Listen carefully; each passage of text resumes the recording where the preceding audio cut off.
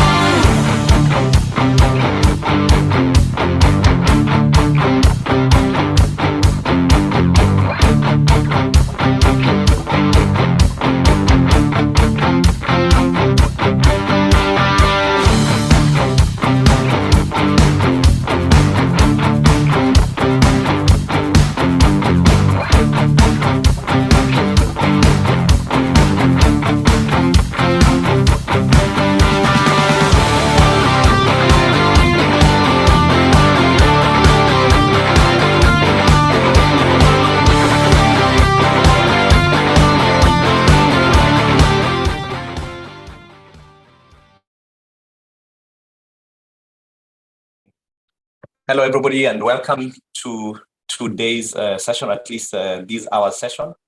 We're going to be talking about all matters angel investing. We're going to be talking about the African angel investing ecosystem, where we are today, what the future looks like. And I'm really happy that I'm joined by a really good panel. But before we get to the panel session, what I'm going to do is to make a quick presentation about the African angel investing ecosystem. I'll also spend a few minutes just talking about the Africa Angel Academy, who's the host for this specific session. Welcome, and hoping for a really great session. Let me share my screen. Okay, one sec for this.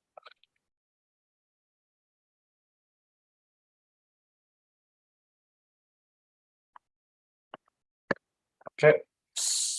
So I'm going to speak about the Africa Angel Investing ecosystem and also just in general about the early stage investing ecosystem in the continent. I'll rush through this part because I want us to get to the meat, which is to spend a bit of time with the different speakers that we have who are experienced angels and ecosystem players in the Africa Angel Investing ecosystem.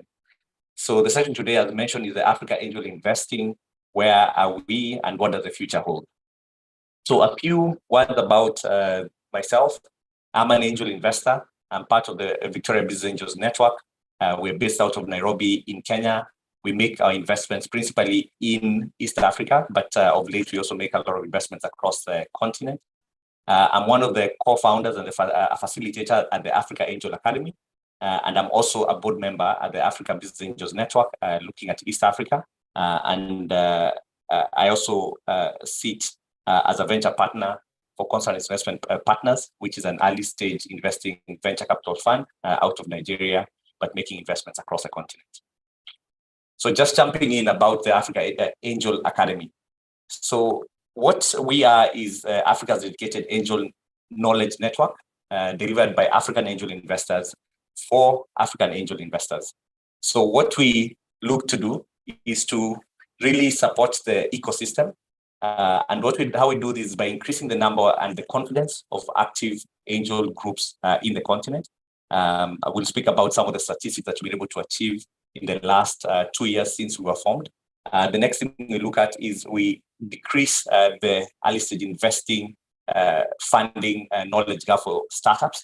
And this, what we do is we take angels through content right from the beginning till the end, talking about all the different aspects you need around angel investing, right? From forming your strategy to how you think about making investments, how you source your deals, to how you manage yourself as a group, to how you manage your investments, and how you eventually exit your investments.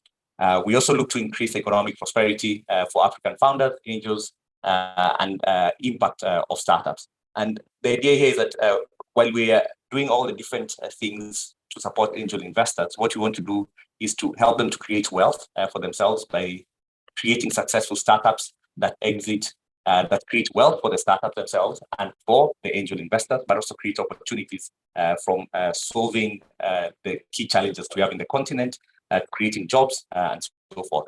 The consortium partners for the Africa Angel Academy is Viridian, which is a South African consulting company, which is very active in the early stage investing ecosystem.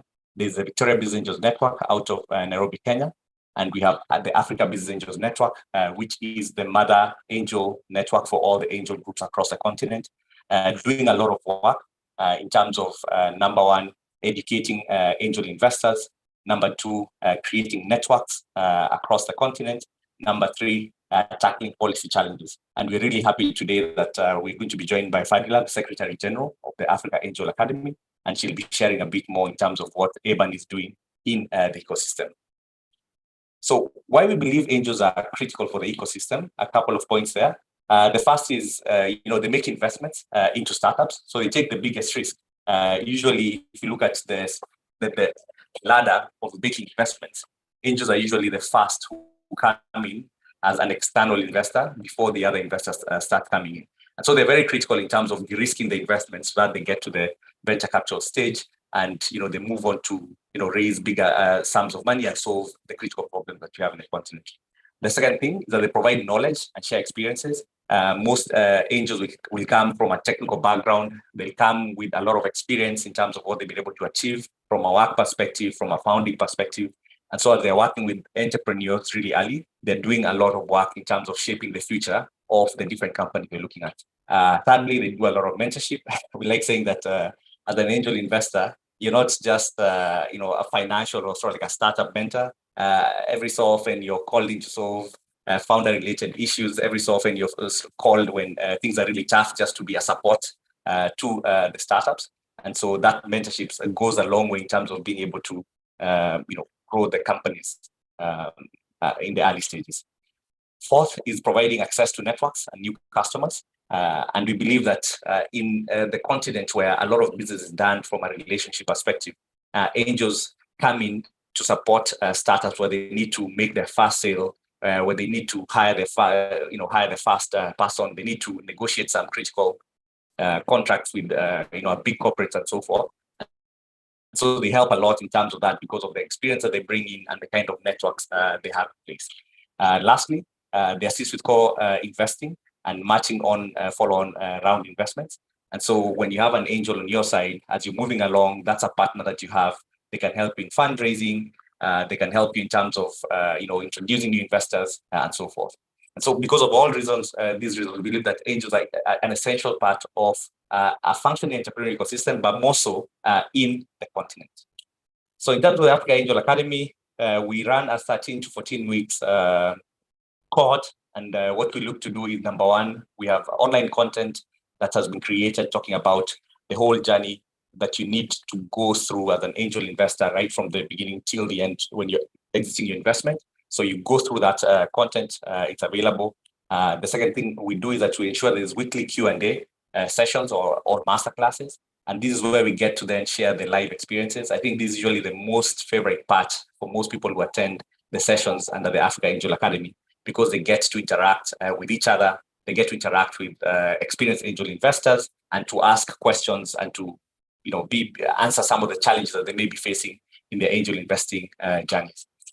We also hold startup showcases because we believe that after you've gone through the content, the best thing that we can do for you is to show you real examples, not real examples, but real companies that are raising money that you can choose to make an investment into. And our experience so far has been of the startups that we've showcased, 20 of them have been able to receive funding at the end of the program. And lastly, we also mentor the groups that are created through the angel and the angels who join the cohorts. So it provides a mentorship just in terms of how you form your group. Then secondly, in terms of just how you maneuver the first couple of steps. We're really excited that NIBAN is here today, which is one of the angel groups that was created post the Africa Angel Academy. And we'll get to hear from one of the founders of NIBAN and some of the members of NIBAN as we get into the panel session. So in terms of the benefits to the angels, I'm not going to go through all of these, but I would say the biggest one for me is the ability to network with other people who are looking to make investments across the continent. And that goes a long way because we are seeing a lot of deals which are being done in the continent, which are cross country. So, as Victoria Business Angels Network, for instance, we made investments together with angel investors in Egypt, angel investors in Nigeria, angel investors locally. So that networking ability, I think, is a huge plus. Please go to our website. There's a lot of tools and templates that we put out together. We have some case studies that you can be able to go through just to find the experiences that other angel groups have gone through, startups that have received angel funding have been able to go through, and so forth. In terms of the evolution of the Africa Angel Academy, we started in 2022, just looking to train 5 countries and training 47 angels. So far in 2020, we started in 2020, sorry. So far in 2022, we've trained angels across 13 countries together with the UK. And so far, 236 angels have been trained. We're very fortunate that we've gotten a lot of support from our partners that are listed down here. Our impact so far, 444 angels enrolled in the program, 18 African countries. We've ran 6 cohorts so far. We have 36 masterclasses that have been held with different experienced angel investors across the continent. We have 20 angel groups that have been featured in our programs, 40 investment expert contributions, and our participation is 50% women and 50% men, which we're very proud of because it's really helping to ensure that some of the statistics we're seeing on the funding side are going to correct in future as we have a better balanced equation from the perspective of the investors who are looking to make investments. 17 angel groups have already been mentored so far. So that's enough about the Africa Angel Academy. If you want to learn more about the Academy, you can visit our website. I'll show that right at the end, www.africaangelacademy.com. We usually have a running call for different cohorts. So feel free to jump in and express interest in joining one of our cohorts. You can also just choose to come in as yourself and purchase a course and participate in the program without being part of a specific cohort. And of course, happy to answer any questions that you may have. So let's jump to what's been happening in the Africa early stage investment ecosystem. And things have been quite positive. And we're going to try and dissect the positivity with the panel in a second. But let's just share just sort of like where it started and where we are at. So the first angel group was formed around 2020. That is the Cairo Angels. And following that, the Africa Business Angels Network that was then formed in the year 2015 with by 8 angel groups across the continent. And as of 2018, we had the first angel investing report in the continent, which shared a couple of highlights in terms of where the ecosystem was. Some of those highlights were that 76%, which is of the 30 that participated, or at least that were there at the year 2016, were groups that participated in this survey. The new groups were launched by angels, entrepreneurs, and entrepreneur support organizations. There was a lot of activity in terms of formation of the different groups. But then the challenge is that there was not as much happening from an investment perspective. And some of the challenges that had been highlighted at that point were, number one, the angel learning skills, that most of the angels were experimenting in terms of how to make investments. And in certain instances, it was very tough for them to be able to do that, especially when they didn't have a very experienced angel who was the one who created the angel group. There was a challenge from the technical areas where some angels felt they were not very comfortable in terms of technical aspects from a due diligence perspective, the kind of deal structure that you use for making investments, how to value startups, etc. Of course, some of these challenges still remain up to date, but I think a lot has been done in terms of addressing them. Then there was just the other challenge of the high risk of deals falling apart in the final stages. So on average, it took groups up to a year before they could conclude their first deal. And this is at 2018. So just, jumping forward, 2022. So as of 2021, a report done by Brighter Bridges showed that we had over 70 groups across 40 African countries. I think finally we shared some details in terms of just how we are doing at 2022 so far. And these are just this is a map now, if you're to look at it in terms of where the angel groups are And as you can tell, most of the countries across the continent are represented by several groups. There's some that there's quite a number of groups, and there's some that's just one group. But then some of the things that has happened is that we've also seen a lot of investments happening by some of these angel groups. But let me not steal Fadila's thunder. She can share a bit more about that. In terms of characteristics of the angel groups as of 2021, the first thing is 45% of the angels that were surveyed at least were founders and entrepreneurs, 31% managers and executives, and 11% high net worths. And I don't know why lawyers got their own category as 2% in this case. And in terms of where the angels then really came from, from the continent and also from outside the continent, as you can see, in the US, in this case, quite a bit of interest, also in Europe in terms of making investments, and also in Asia. In terms of where the sources of wealth are from, reinvesting their wages, quite a number of them. Then there's personal wealth and earnings from previous exits, especially for the founders and entrepreneurs. So just going on in terms of the angel investors, so professionals, looking to invest in the next generation of startups, really excited about the African startup ecosystem. We've also seen a lot of angels who come at it that they've done other traditional investments, but now they're feeling they want to see something more interesting because there's a lot of hype or there's a lot of activity that's happening in the tech investing ecosystem. And so a lot of traditional investors are also saying, can I dip my toe just to see whether I can make a return, whether I can be part of the movement. There've been a couple of successful exits, and those, of course, have hyped up the kind of return. Some of those successful exits have been really decent in this case. In terms of how the investors make the investments, most of the investments are done through syndicates or groups, and on average, angels are making an investment of between $1,000 and $50,000 per deal. But then, since they're syndicating, they're able to, put in a much bigger amount. So just jumping to the Africa early stage investment ecosystem, and I'll run through these really fast because the information is available online and you can be able to access it. But really in terms of funding, if you look at 2017, $560 million. If you move to 2021, $4.4 billion were raised by African startups. If you move to what is happening at that date, as at August of this year, as I mentioned earlier, 3.6 billion had been raised by African startups, which represented 35% growth on 2021 numbers. And if anything is to go by, the last 2 months, the numbers have dipped a bit, but the expectation is that we should be able to hit this 4.4 billion mark and move higher than that. So a lot of money going into startups. If you look at the most active investors, and this is for investments above $100,000, the most active investors have been VCs. You have Launch Africa, YC Combinator, Lofty Inc., and so forth. But these tracks the deals which are being done on above $100,000, which in certain instances you may find that angels do not participate at that round, they participate a bit earlier.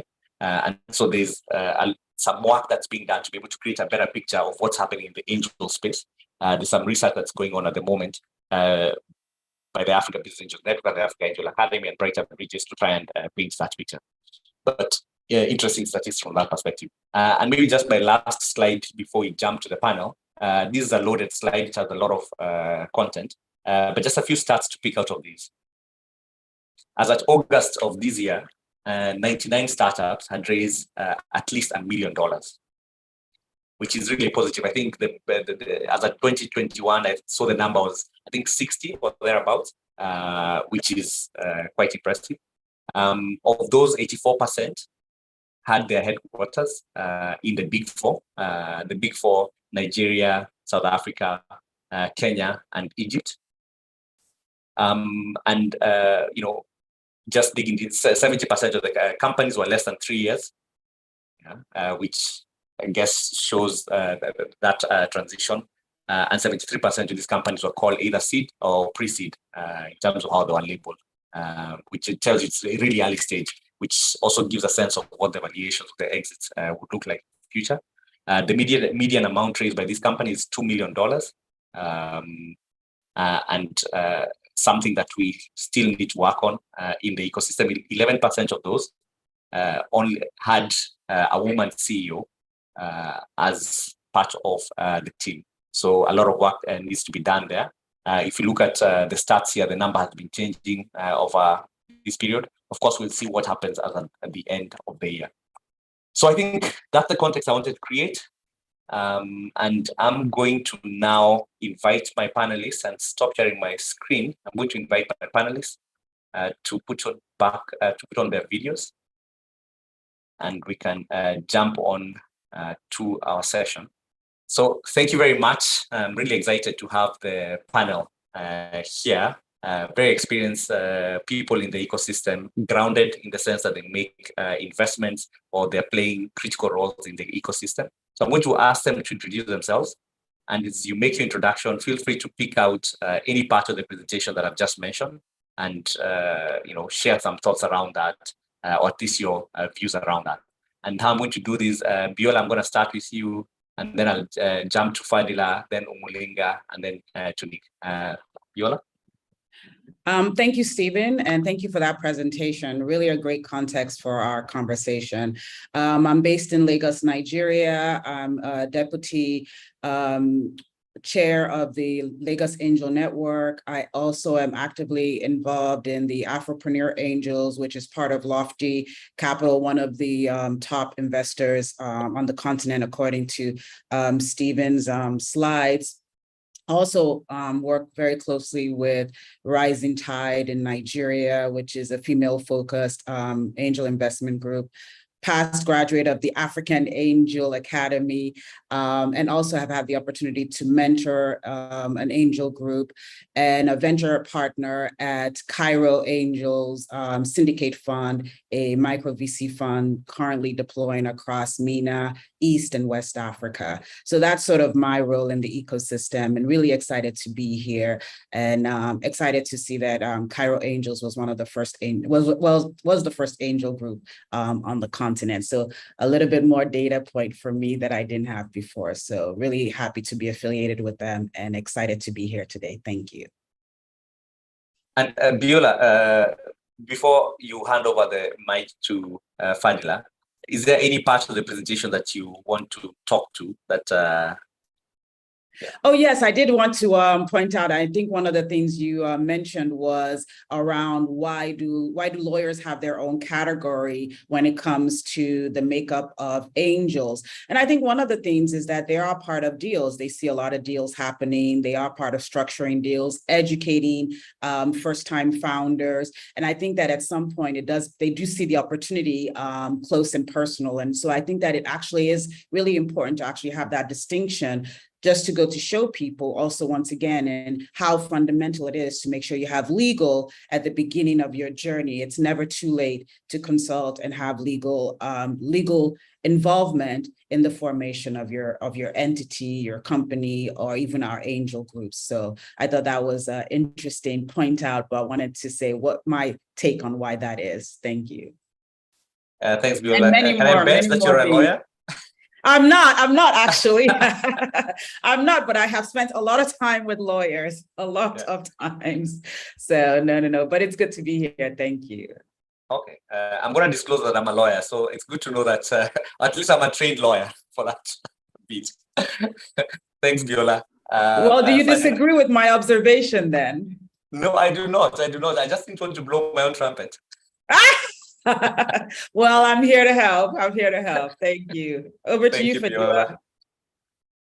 Oh, thank you, Viola, and thank you, Stefan, for this beautiful presentation. My name is Fadila Chumba, and I'm the Secretary General at ABAN. So essentially, ABAN is the largest Pan-African network of angel syndicate, angel network, and angel group that have emerged across the continent. So, and ABAN's goal is to drive angel investing on the continent. And today we have around 60 angel group in more than 34 African countries. And we have a pool of about 1,600 angel investors. And I'm actually happy and glad to say that today we have a pool of individuals who are now investing into startup consistently and professionally. And due to the fact that we had the pioneer number of angel network that created this whole movement, I want to kind of honor here the Lagos Angel Network, Victoria Angel Network, Cairo Angel Network, Deso Angel Network. These were the first group that started this whole movement. And because of some of the angel investors were also committed to contribute towards the capacity building of individuals and also the effort from AAA. Today we have this pool of angel investors that are actually actively investing into these new startups that are emerging on the continent. And I'm just going to pause here and kind of like wait for other questions that might come up. Thanks, Fadila, and thanks for creating that context. At least now we have an actual number of angel investors, 1,600, which is big, though it needs to be much bigger than that. Fadila, from the presentation, anything that you picked out that you wanted to just emphasize? Oh, absolutely. You know, one of the elements that you had mentioned in the presentation is how important angel investing is in the African startup ecosystem. And I think you were right to point out that angel investing is essentially the catalyzing tool that the continent needs in order to pretty much push or initiate the appetite for further investment that needs to happen on the continent. And I must also highlight the fact that due to the work that is being done by angel investors and angel investing movement, it must be right to highlight that we must look at angel investment and angel investors as an economic development tool.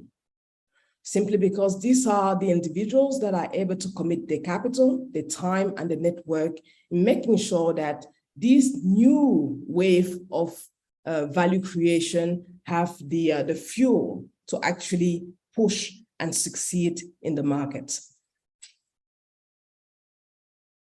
Thank you, Fadila. And at some point, I'll invite you to just mention some of the things that ABAN is doing in terms of just pushing the angel investing ecosystem, especially the Catalyst fund, which I think might be interesting for some of the angels who are in the conversation. Umulinga, over to you. Thank you, Stephen. Good morning, everyone. It's a pleasure to be here. I'm Umulinga. I am an investor in Africa. That's my day job. I've been investing in Africa since 2008. And I'm also an angel investor. I am part of NIBAN with Nick. And I invest also with Josie Angels, Dakar Network Angels, and Business Angels Wanda. I really enjoy angel investments, even though it's very hard.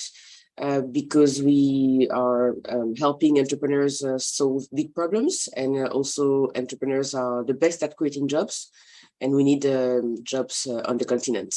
Thank you for having me, Stephen. Merci. Any part of the presentation that you wanted to talk to? Actually, yes. So AAA has been catalytic for the ecosystem all over the continent. NIBAN is a child of African Angel Academy. Nick and I and many of the other members were part of the Academy UK Tech Hub cohort. And then we set up the network because we had already built that bond, and we already shared interest in startups that had been showcasing at the Academy. So it's a very practical training that has proved to be successful, not only in Kenya, but many other markets. And the 50-50 gender commitment is extremely important because it has delivered what we were all hoping for, which is more women investors. So NIBAN, who came out of AAA 50-50, because the Kenyan cohort had to be 50-50, maintained that ratio at a very high level. Today, we are 43% women angels in NIBAN among the 80 members, and we are going to probably reach 100 members by the end of this year. That's a lot of women investors, and what you see is that we've invested in many more women CEOs than any angel groups, and even we're doing better than Genderland's angel groups, because we've backed 50% of our startups have a woman CEO. and 53% woman CEO or woman co-founder, and that's really a huge achievement. And it's not hard to do once you have women on the investing side. So it's proven once again. It's very easy to fix the gender gap. Just give more money in the hands of women. And AAA has done it, and it's not easy because I was helping the team building the Rwandan cohorts.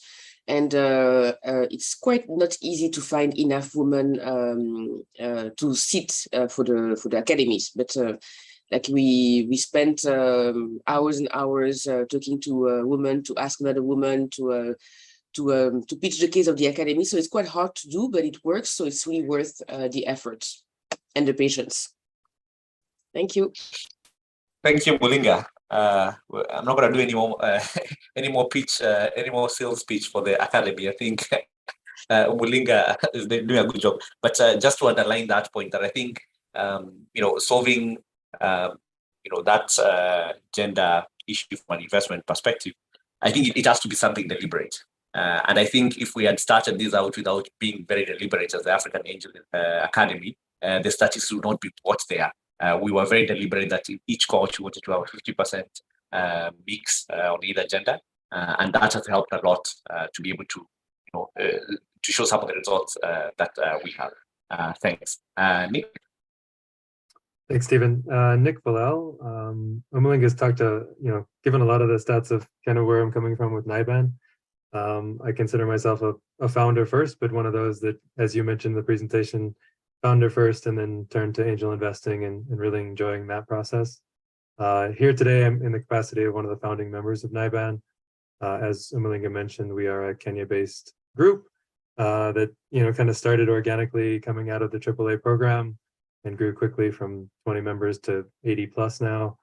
Really excited and have had a lot of fun we're doing our 17th investment right now in the first 18 months of operation. So super active group, love the founders that we're backing, and just having a lot of fun doing it. And I think to your point of the presentation, Stephen, one of the things I wanted to highlight was, I think there's this perception that you have to be mega wealthy to be an angel investor. And I think people are realizing, especially as part of a group, you don't. I mean, we have a lot of people writing $3,000, $4,000, $5,000 checks. We invest together, and that enables us to get into part of these deals, but also, sort of not bet the farm on one deal. And I think it's a smart way to go about it. So I think there's a lot of people out there that could be doing this and hope they will be doing this in the future. Thanks, Nick. And to the point of creating syndicates and working in groups, hunting in packs, because that has a lot of advantages. Biola, just coming back to you, why is this exciting for you? Of course, I've painted the picture in terms of how the funding numbers have grown and so forth. But why is this exciting to you? The being an angel investor, being part of this movement. Thank you for that. I mean, I think one of the things that Fadila said at the beginning of this was the economic engine that angels provide, to our economies. Mulinga also mentioned a couple of things, which is that we need to create jobs on the continent. And I think that as Africans, we're very aware of the need on the continent. And so I think those two things. But I think what can really get lost a lot of time when we start to make a lot of these announcements around funding, which which is in your presentation, and the increase in funding, there seems to be a sense that there's a lot of capital coming into Africa. But at the end of the day, Africa is still extremely undercapitalized. We still receive less than 1% of VC funding globally, even in comparison to our population, to the world population, and also our GDP contribution. And so in that sense, you still need people to write those first checks to back companies so that the additional capital can come in. There are many countries on the continent that have challenges when it comes to FDI. And I think that people forget that when we talk about VC funding, it is still part of that big pot of money that needs to come into the continent, that it actually needs to also be created from the continent. And I think, once again, a lot of angels become become bigger and bigger investors as we create this shared prosperity. And also to emphasize the shared prosperity, if we're going to create the type of continent we want, everyone also has to be part of creating that future. I mean, one of the things you said is that angels also want to make a return on their investment, and there's a huge opportunity to do that. And so I think all those things combined give me excitement about this space. Number one, the fact that we're out every day building value, creating jobs, and also there could be a shared prosperity as we build a future together. Those are the things that excite me about the space. Thanks, Biola. And maybe just to bring you in here, same question, but extending it a bit. So I think Biola has mentioned the point that there's a lot of capital coming in, which looks really exciting, but then we're still undercapitalized as a continent, so to say. And so the part I wanted you to expand on was, as NIBAN, are you also making investments across the continent? And how do you see, I mean, are most of your investments in the 4 big economies, or are you also like venturing to the other economies? And maybe how do you see, how do we address, how do we make this more uniform, right? Because at least NIBAN has done a good job in terms of making more uniform from a gender perspective, but then there's also a geography issue that you also need to think about. Your opinion on that? Yeah, I think it's a challenging one. I think from the stats of our 17 investments, either 2 or 3 of them have been outside of Kenya. And part of that is because, most of us are based in Kenya. I think we're 88% based in Kenya. And so that's where we can add the most value. So I think that goes back to that, what AAA has been trying to do, et cetera, is we need more angels in those locations that understand those markets and that can make those introductions, because that's a lot of the value of what angels bring, right? If I do an investment in Namibia and I can't do any introductions there, maybe I'm not the right investor. So I think that just goes to the point of we really need to sort of democratize this and bring angels from across the continent to this game. Well, thanks for that. And finally, just to bring you in, because you look at the macro picture, right? And a lot's been said about the big 4. What is happening in the rest of the continent, and how do we accelerate the pace of the rest of the continent? Yeah, I mean, for the past 10 years, I know the big 4 have attracted a lot of attention, and these ecosystems have been also very dynamic. But one element to really highlight is the fact that each and every country on the continent has its own capabilities and its own complexity. And it's only now that a number of angel groups are pretty much looking outside the jurisdictions. You're seeing cross-border investment. And of course, that has been highly facilitated by the existence of a local network. So for example, I remember seeing a transaction last year, a cross-border transaction last year in Mauritius. We had a contribution of Dezo Angel from South Africa, Lagos Angel Network, Victoria Angel from Kenya, and there were 3 Angel Network contributing to that. But I must also highlight that countries that never had Angel Network have today pretty much established a very solid ground. I take an example of DRC. You have an angel network that was created in DRC called the DRC Impact Angel, run by Hannah Subai and other co-founders. And then this is a fairly new angel network, but they currently have a pipeline of very interesting founders that they are investing into. And we're also looking into investing in that, co-investing with them through Catalytic Africa. So essentially, you're now seeing that countries that were not particularly keen to establish angel network are now waking up and setting up their angel network, and then also leveraging on the existing network to build capacity, but also to draw in capital in terms of cross-border investment. So we're really seeing, of course, when you look at the continent, you look at the continent from a perspective of different jurisdiction, but also different culture and market sizes. And you also have the fact that there's a huge gap between the Francophone Africa and the Anglophone Africa. But now we're also seeing the Lusophone also emerging. So, and the role that ABAN has played in actually making sure that this part of the continent is also visible has been to also create value by building templates of documentation to facilitate early stage investment. Take an example of Francophone Africa, for Francophone countries, specifically those countries falling within the jurisdiction of OHADA.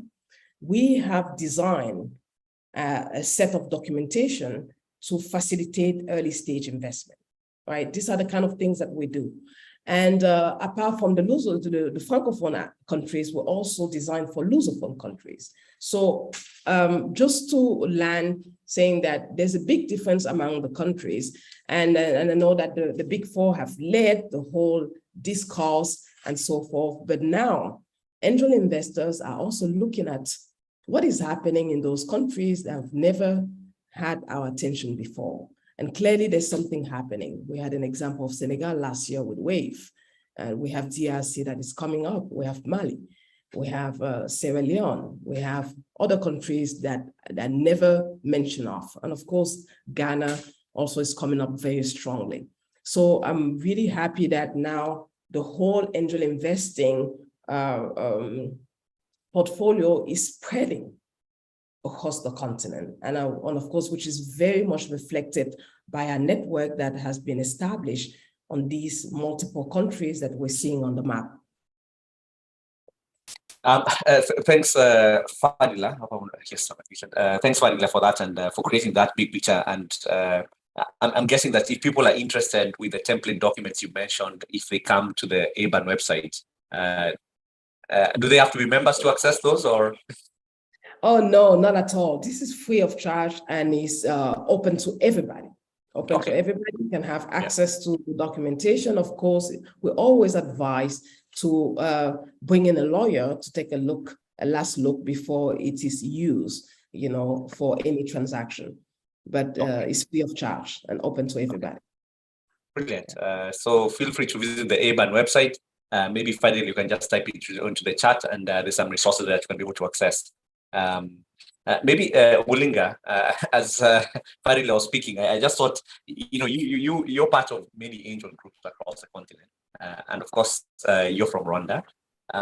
Maybe you can give us, the experience that you've had, especially trying to create something in Rwanda from an angel group perspective, trying to push Rwanda so that it's not, the smaller cousin of Kenya, which is in East Africa in this case. And maybe some of the key learnings that you've picked out of that maybe someone else from another country sort of like saying, okay, this conversation, I love it and everything, but how do I create context in terms of what I can do in my country, assuming it's not where the other countries are? Thank you for the question, Stephen. So indeed, in Rwanda, myself and others, and I can say that Lincoln is on the call, we're trying to build the angel community. There have been angel deals in Rwanda, there have been VC deals in Rwanda, but there needs to be much more because country needs to develop, and with the ambitions of the country, you need to match that at the early stage investment level. So we've created an angel network, we've done one deal, and we're hoping to do many more. The angel network is not yet sustainable because people are not yet at the stage where they're happy paying fees, and it's quite normal in the beginning, but hopefully this is changing. We benefited from a lot of support from ABAN and African Angel Academy. We benefited from a lot of support from other angel groups that want to help us from the continent, but also from outside.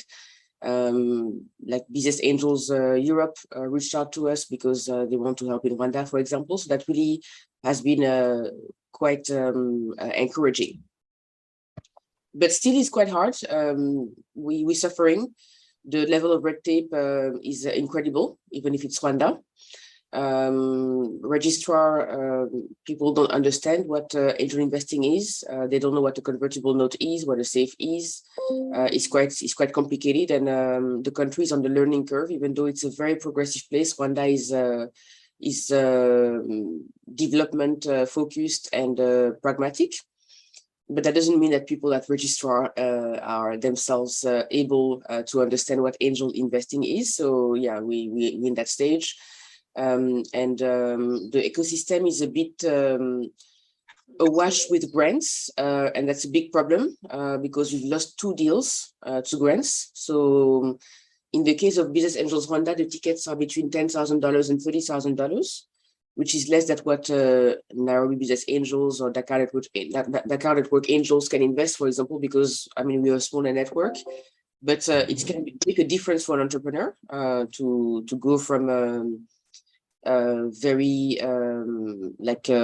uninvestable to more investable, we need those tickets to be those checks to be written. But there's grants of 50K just for being available in Rwanda, because all the FIs want to say they've done stuff in Rwanda. So the entrepreneurs are very rationally choosing grants of 50K for just being, and not taking a 10,000, 15,000 ticket from angels, which requires DD, requires accountability, and etc. So that's a problem that needs to be fixed. Sorry, Umulinga, on the grant aspect, it really challenges an ecosystem. And I think if I look at Kenya, which has received a lot of grants, we started from there. I'm just hoping the funders move much faster to a point where, the grants are not just a competition prize, but they also have deliverables to them, because it helps to create the pathway for investors when they come on board and they're demanding certain specific things. Biola, let me just bring you in, and Nick, we've discussed the big numbers, we've discussed where we are at, sort of like some of the what's been done in terms of trying to make this more democratic across the continent.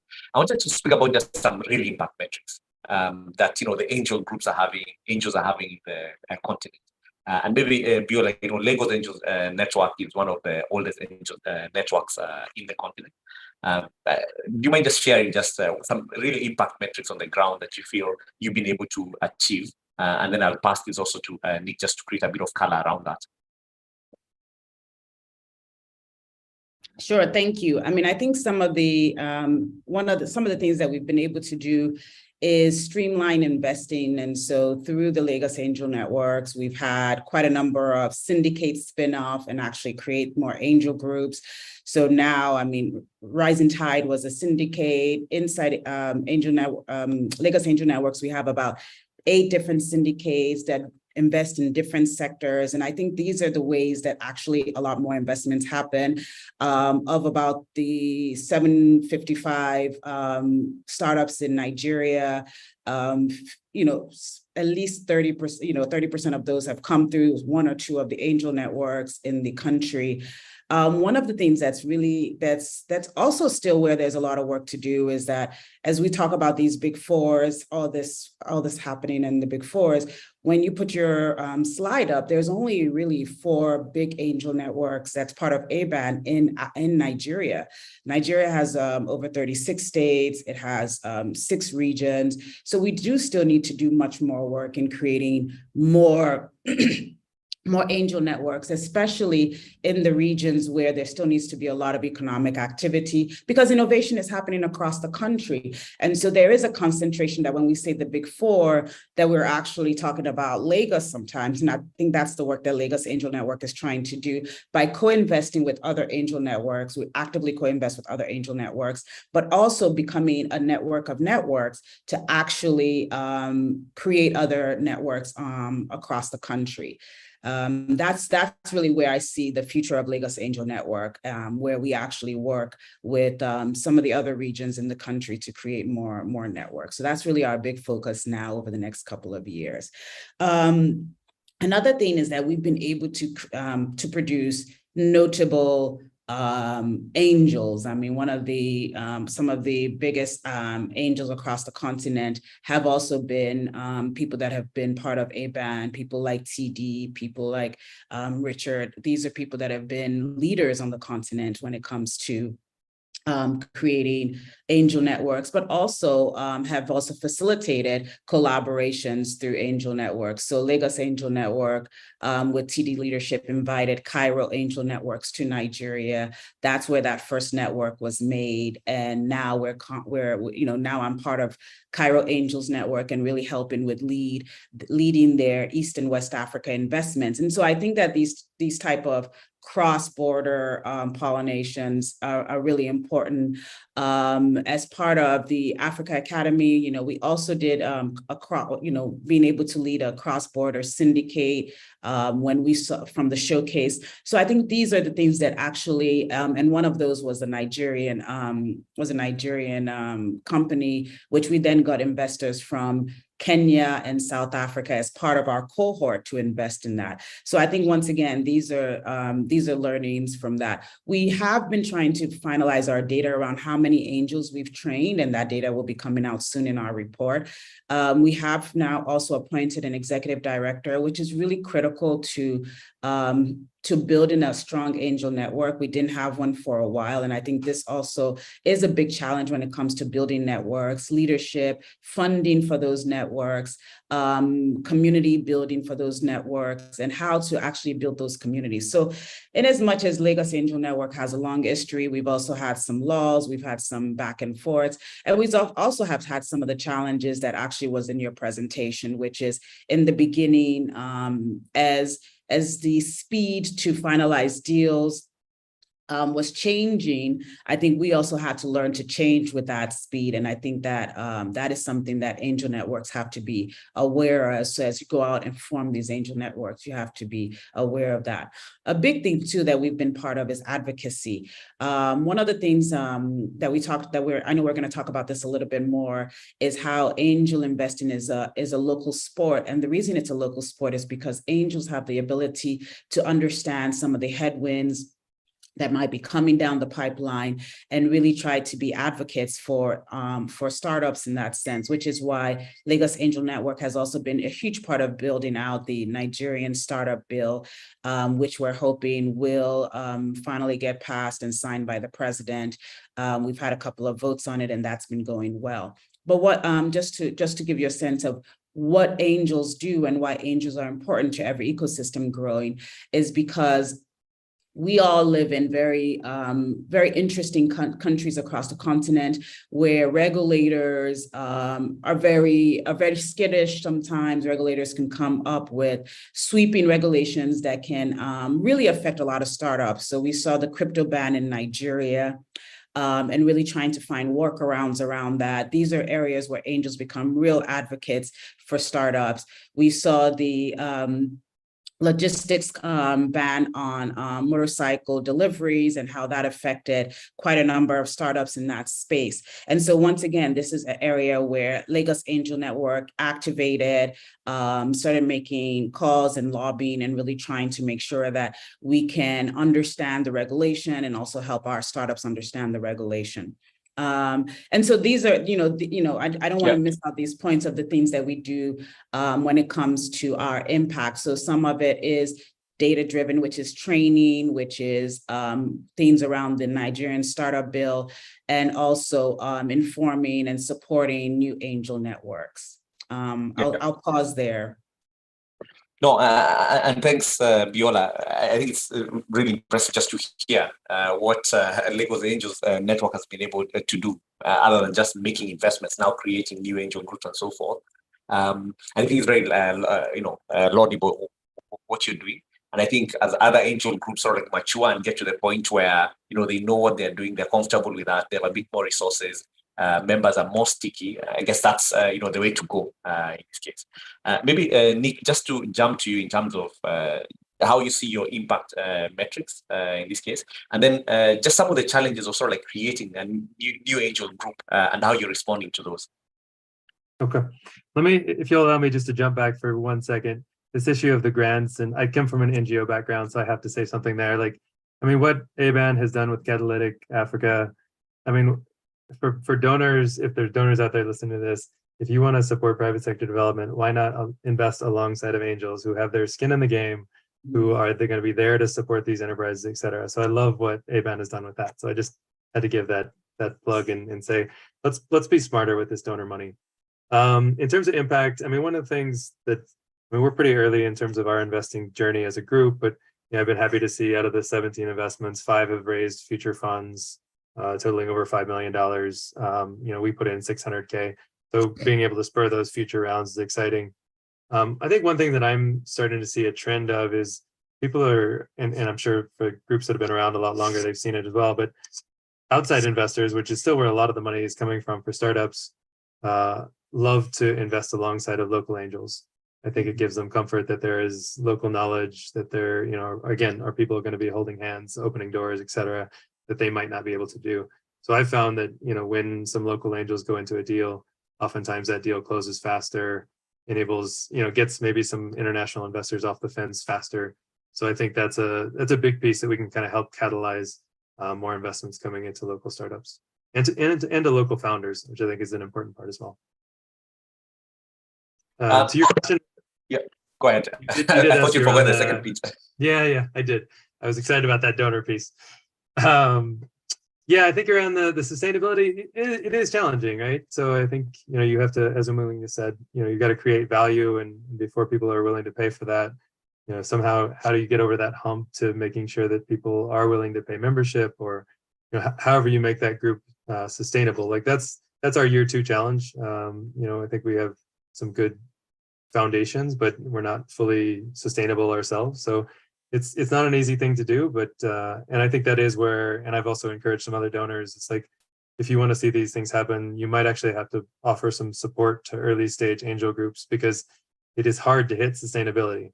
If you can pay for some administrative help, et cetera, in those early days, so that then you can get to those membership fees, which offers you the ability to sustain yourself, then it can, then that legacy kind of lives on of that donor support. Thanks, Nick. And, it's just part of it. At times, angel groups, I feel like they're just startups, right? And once you conceptualize that you're running a startup, then, you can run the journey in a much better way. Now, it seems like we just started and we already have to finish, because we only have 4 minutes to close. So, unfortunately, just get to the close bit. And I'm going to start with you, Fadila. And my last question is just, what do you see as the future of the Africa angel investing ecosystem? What needs to happen to get us to where we should be? And precisely for you, Fadila, also just mentioned a few things about catalytic Africa, because it's having a lot of impact in terms of how deals are going to be done, and maybe how deals should be done in future. 1 minute, Fadila, because we have 4 minutes. All right, that sounds good. So one thing that we have been working on really in the effort to support our angel network has been to, how do we create a solution that will actually increase the investment into startups? And we co-founded Catalytic Africa along with AfriLabs.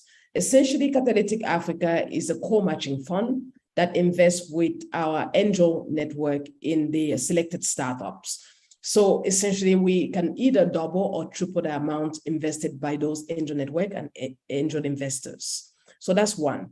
Number 2 is that ABAN is expanding its scope of a footprint across the continent by specifically focusing in creating new wave of angel network that will be focusing on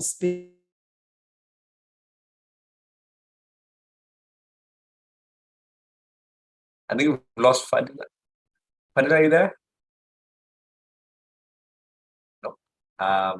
I think we'll jump on once Fadila is able to finish, to rejoin, she can continue her point. Biola, same question.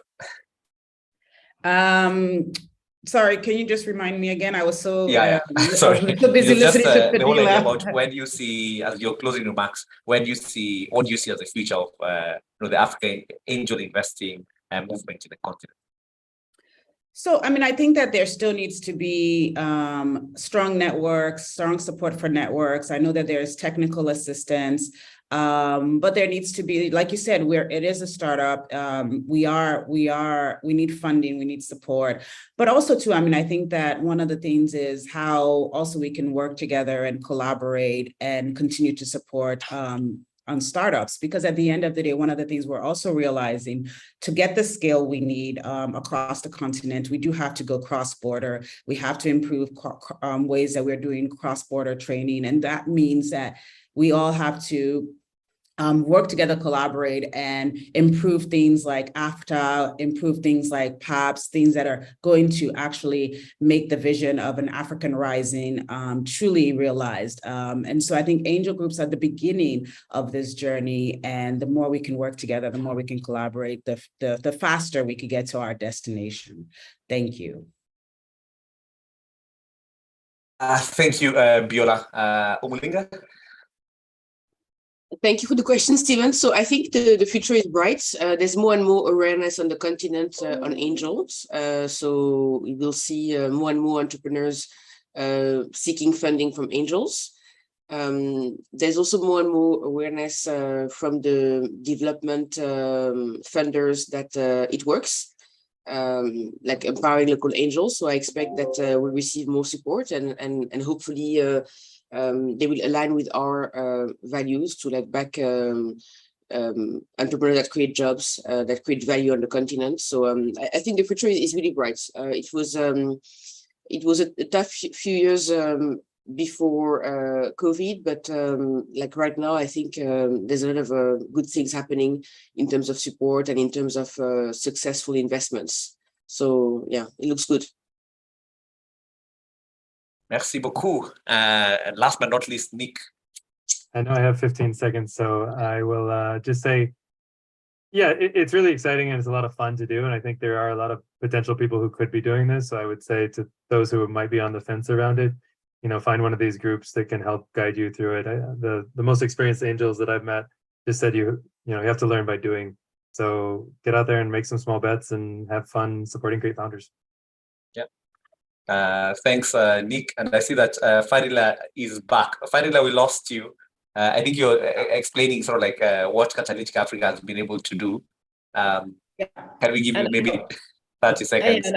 And I was also mentioning that we have a new angel network that's been created, and this new angel network would focus on specific sector, including climate smart agriculture, smart cities, digital trade, and clean technology.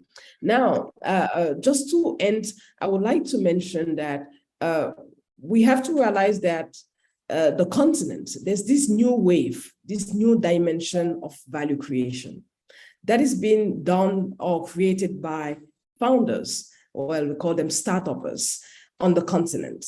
And every single stakeholders need to understand that this is a new dimension. It's not business as usual. It's a new dimension. And these are the founders that will be able to create value. And this value will be able to solve the job creation issues that the continent is facing.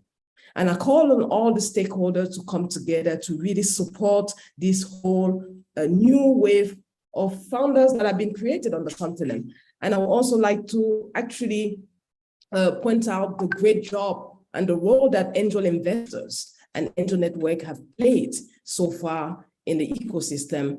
And I expect this to even grow bigger and bigger. So last year we did, startup ecosystem attracted $5 billion with $400,000 contribution from ABAN's member. At the end of this year, I expect this number to double. And next year, I expect the same to also double. So the future is only brighter. We're only going up. We're marching forward. There's no way we'll go down. Thanks, Fadila, for those closing remarks. Thank you, Biola. Thank you, Mulinga. Thank you, Nick. I think this has been a very powerful session. If you're out there and you want to be part of the movement, you can reach out to the speakers, I think, through the chat. If you want to learn more about angel investing, please talk to us at the Africa Angel Academy. I must add that, our experience also as Victoria Business Angels Network is that, deals get done and there's value to be created. Just a parting shot from Victoria that we've so far put in around $1 million into startups, but then of all that, so the startups have gone on to raise $50 million. And there's a lot of value that has been created for startups. And so if you're someone who's sort of like looking at this, you're wondering, does this work? Yes, it does work. We have real angels who just given us a picture, and there's a lot of work that's being done to support you. Thank you very much. Enjoy the rest of the sessions. George, do I pass this back to you, or what happened at this point? Yeah, thank you so much, Steve. Amazing panel. Thank you so much. Amazing discussion. Steve, I think I'll end the session on one quote that I think you had said on one of the other discussions you're having at during the African Angel sessions. Angel investing is a contact sport, so be ready. Thank you, everyone. Have a very good rest of the Sun Cup event. Bye. Wonderful. Thank Thank you you. very much. Bye-bye. Thank you. Thanks, everybody. Bye-bye.